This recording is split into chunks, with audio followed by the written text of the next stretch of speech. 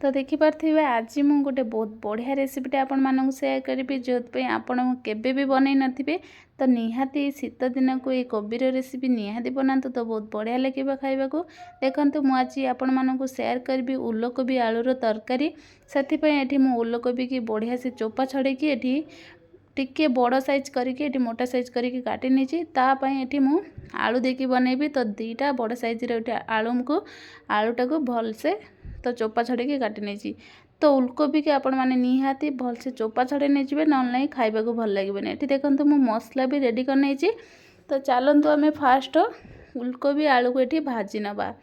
तो आपण मैंने निहाती रेसिपी की शीत दिन ट्राए करूँ तो खाइबा को बहुत बढ़िया लगे।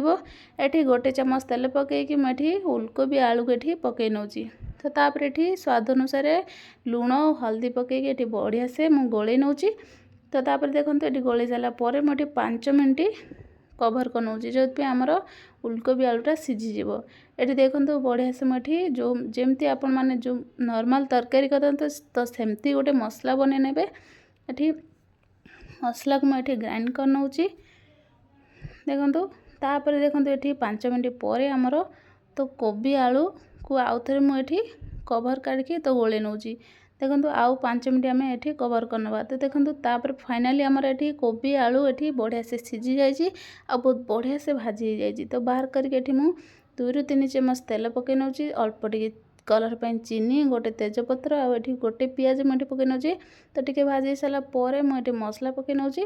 तो तापर ये पानी पकई नौची अल्प तापर गोटे टमाटो हल्दी लुण ये स्वाद अनुसार जीरा गुंड लंका गुंड सब पकईकि बढ़िया से मुझे 5 ରୁ 7 मिनट मसलाटा को कषि नेबी।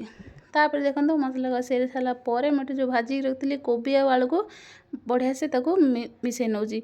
तो आपण मैंने निहाती रेसिपी ट्राए करूँ आ मसला सहित कोबी आलू को बढ़िया से 5 ରୁ 7 मिनट कसतु जो तो बढ़िया लगे आ टेस्ट लगे मसला सहित कोबी आलू को 5 ରୁ 7 मिनट कषि सारापर ये मुझे अल्प पानी दे दूची। तो आपण मैंने एमती कषा टाइप कर खाते तो बहुत भल लगे भात आ रुटीर। देखो फाइनाली आमर ये कोबी आलू तरकारी बनीगला। तो आपण मैंने जब रेसिपी बनई ना ताले निहाती शीत दिन बनातु आ बढ़िया से उलकोबी आमर फ्रेश फ्रेश मिलूँ। तो आपण मैंने बनई बढ़िया से खाईपारे। देखो आपण मानक जब वीडियो भल लगे लाइक शेयर सब्सक्राइब करने भल लगे कमेंट जनइबे।